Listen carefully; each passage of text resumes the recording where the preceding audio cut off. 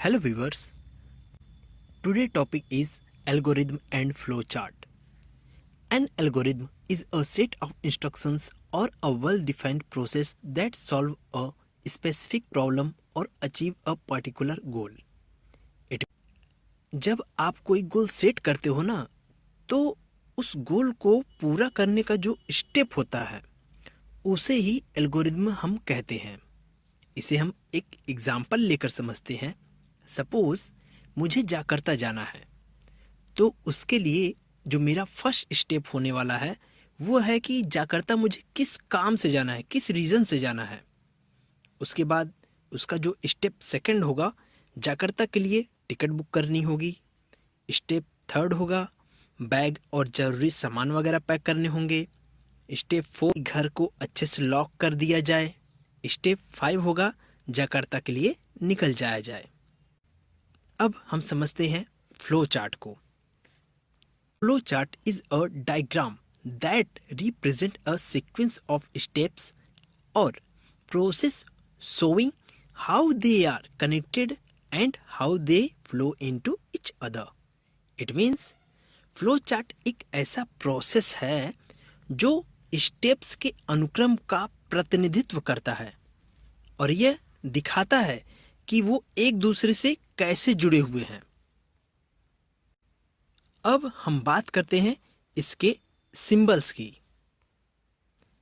जो इसका first symbol है वो है टर्मिनल सिंबल।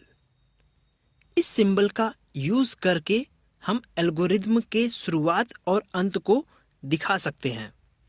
यह प्रत्येक फ्लो चार्ट का पहला और अंतिम सिंबल होता है। इसका चित्र ओवल यानी अंडाकार जैसा होता है। इसे स्टार्ट एंड स्टॉप सिंबल के नाम से भी जाना जाता है। नेक्स्ट है हम लोगों का इनपुट आउटपुट बॉक्स।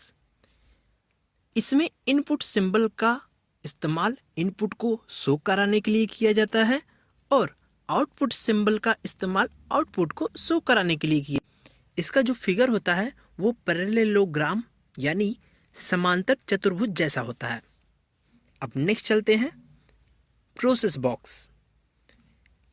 इसका यूज गणितीय कार्य यानी कैलकुलेशन जैसे कि डिवाइड, मल्टीप्लाई, एडिशन, सब्ट्रैक्शन आदि को शो करने के लिए किया जाता है।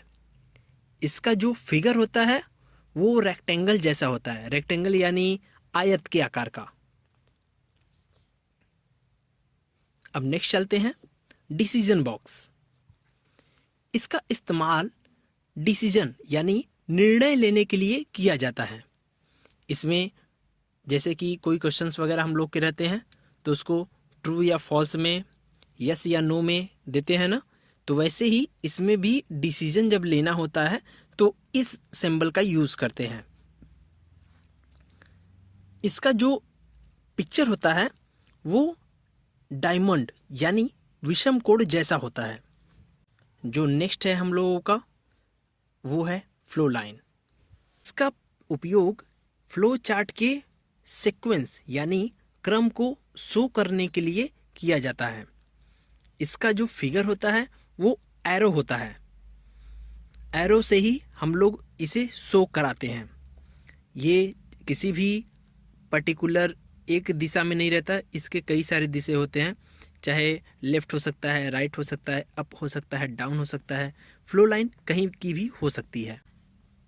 अब नेक्स्ट है हम लोगों का हेक्सागन। इस सिंबल को प्रेजेंटेशन सिंबल भी कहते हैं। इसका इस्तेमाल फॉर लूप, व्हेइल लूप्स को प्रस्तुत करने के लिए किया जाता है। इसका चित्र हेक्सागन यानी षटभुज जैसा होता है। नेक्स्ट चलते हैं डॉक्यूमेंट सिंबल। इसका इस्तेमाल डॉक्यूमेंट को शो करने के लिए किया जाता है, जैसे कि इस चित्र में दिखाया गया है। अब हम बात करते हैं फ्लो चार्ट के रूल्स की। तो फ्लो चार्ट बनाने में कुछ इसके रूल्स होते हैं जिन्हें हमें फॉलो करने चाहिए।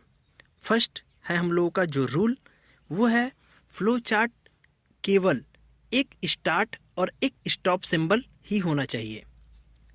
इनमें जो आप सिंबल्स यूज कर रहे हैं वो पारंपरिक होने चाहिए। पारंपरिक यानी जो पहले से ही प्री डिसाइडेड सिंबल्स हैं, जो इसमें सिंबल्स दिए हुए हैं। तीसरा जो रूल है वो है फ्लो चार्ट के नाम और उसके जो वेरिएबल हैं उनका ही प्रयोग करना चाहिए। और जो लास्ट रूल है हम लोगों का वो ये है कि फ्लो चार्ट बड़ा और कठिन है तो इसमें कनेक्टर सिंबल्स का यूज़ ज़रूर करना चाहिए।